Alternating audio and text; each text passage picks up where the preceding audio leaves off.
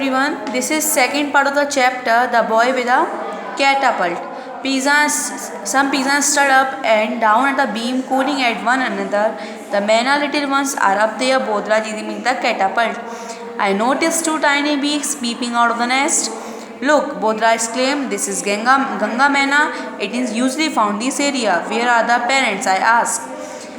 They must have gone in search of food. They should have be back soon.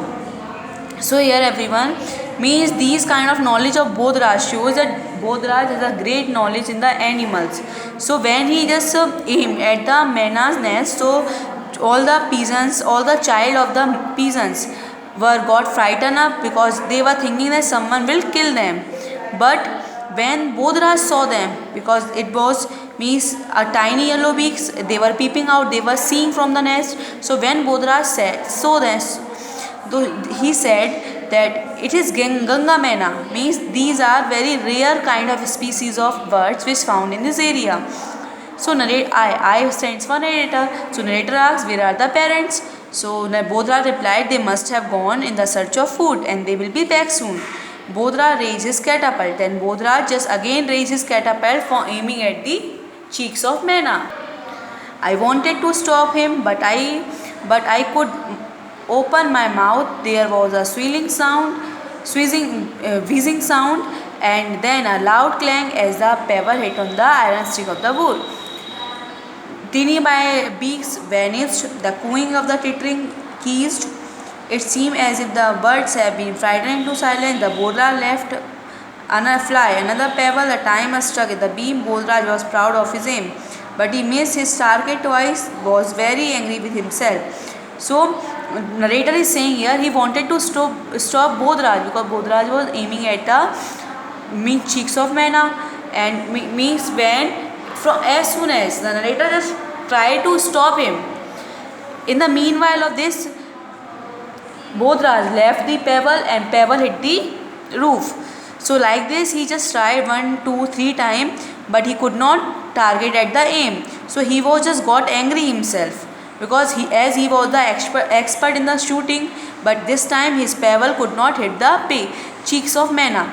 Means instead of hitting the cheeks, it was just hit the roof of the room. When the chicks peep over the rim of the nest, Bodhraj has a third try. This time pebble hit the side of the nest. So at last what happened, he just got tired. He said, now this is my last try. So he just on the last third try, when he tried, so the pebble hit the side of the nest, means on the little bit of side of the nest it hits. The few straw and bits of cotton fell, the nest was dislodged. So means what happens, means few straw from the nest just fell down on the ground and nest got disbalanced. Bodhraj lifted his catapult again. Suddenly a large shadow filled the room across, blocking the light of the ventilator. He looked, gazing down on the manning sleeve. There was a large kite in the wing outstretched. The manna chicks began to fluttering their wings, shrieking loudly. What would the kite do? So everyone, when Bodhraj was having the fourth try, so meanwhile of this, he saw that one kite with outstretching, means spreading his, as you can see in this picture, spreading his wings, he just coming toward the cheeks of manna. And means as cheeks of manna saw the kite, they started to got frightened. They started to means making the sound of worry, and means the kite was coming to them and they got frightened up, and now they are thinking that what would the kite do. The kite left the ventilator, reached to the after. It had folded back on his wing. It took the craggy necks and the peak on the right to the left, and the birds got frightened and filled the air. So everyone, means kites was sticking around in the room, means it just went here and there, it was sticking around, and means with its neck it was just seeing all around him. So the birds, means chicks of manna got frightened up, and whole room just filled with the cry of chicks of manna. The king had been coming over every day, said Bodhraj. So when Bodhraj saw this thing, he asked, this kite always come here? I realized why broken up wings, straw, bits of flesh litter on the floor. The kite must have ravaged the nets often. So Bodhraj was asking this. So narrator realized the meanwhile of this ki why I always used to find the room littered, means there always dirtiness spread in the floor. Now I understood that because of this kite only I used to found the floor dirty, and means the flesh piece also I used to found. But now this kite always used to destroy the nest earlier also. Bodhraj had not taken his eyes off. The kite was slowly coming toward the nest. The cries became shriller. I was bundle of nerve. Bodhraj raised his catapult and aimed at the kite. So Bodhraj was continuously seeing the kite, because what will be the next step of the kite. So Bodhraj just could not take his eyes off from that kite, and narrator was nervous. And means as the kite was going near to the cheeks, means the sound was getting higher, means louder. They were crying loudly. So Bodhraj, in the same time, Bodhraj raised his catapult and aimed at the kite. Don't hit the kite, it will attack you, I shouted. Bodhraj paid no attention. The pebble hit the kite, hit the ceiling. The kite spread its wing and spread and peered down. So as the narrator was trying to stop Bodhraj, he said, don't hit the kite, it will attack you. So Bodhraj just paid no attention on the narrator advice. So he just, when he hit the pebble, so pebble just missed the kite and hit on the roof of the room. And when the kite saw someone is hitting to her, so kite spread his wings and peered down, just look down on them. Let's get out of the here, I frightened and said. So as the narrator was nervous already, so he said, just go out of this room, otherwise it will attack you. The kite will eat up the little ones. This sounded rather strange coming from the Bodhraj. Bodhraj aimed again. The kite left the rafter and aimed again. Spreading his wing, flew in a semicircle and alighted on the beam. The chicks continued to scream.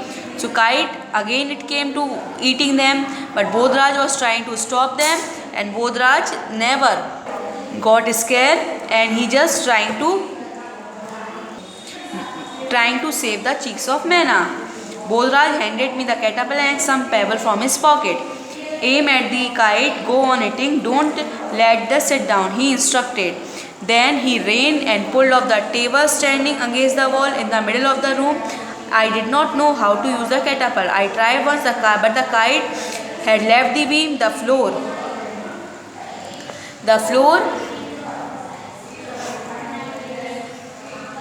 flown to the another. So what happens here? When means now Bodhraj just handed over his catapult to the narrator. He said, "Us now you just keep engaging kite with you. I will just go. I will try to save the cheeks." So what happens? He just handed over his catapult to narrator. So narrator, in the starting he did not know how to use, but later he used it and trying to engage kite with this aim. In the meanwhile of this, Bodhraj just pulled the table and standing against the ball for saving the cheeks of Maina. Bodhraj brought up the table right under the Maina cheeks. He picked up a broken chair and placed on the table. He climbed on the chair and gently lifted the nest, slowly stepped down. So as a meanwhile of this, narrator is trying to keep engaged kite with the pebble. So meanwhile of this, he brought the table and he climbed on that and gently, means in a very soft way, picked the nest from the roof. "Let's get out of here," he said, and ran toward the door. I followed and went into the garage. It had only one door and small window in its back. So as he just picked the nest of the chicks, he just said, "Just get out of here," and just at the same he said, the both of them just running toward the door and just went to a garage. Garage only had the one roof, and that place was completely safe and sound. "Kite cannot get here," he said, and climbing on the box, placed the nest on the beam. The Maina chicks had quietened down, standing on the box. Bodhraj. So what happens? Bodhraj said, "This place is completely safe and sound. Kite cannot get inside." Now he just climbed on the table and kept the nest on the roof. and Mena's cheeks were quietened because they already understood that this is safe and sound place. And standing on the box, Bodhraj peeped into the nest and thought he would pick them both up, put them in pocket as usually he did, but after looking at them for a long time, he said, "Bring some water, cheeks are thirsty. We will put the drop by drop into their mouth." So as Bodhraj was standing, he was looking fixedly to the cheeks of Mena. So narrator is saying that I was thinking that he will pick one and he will keep in his pocket as he usually used to do. But this time his behavior is completely changed.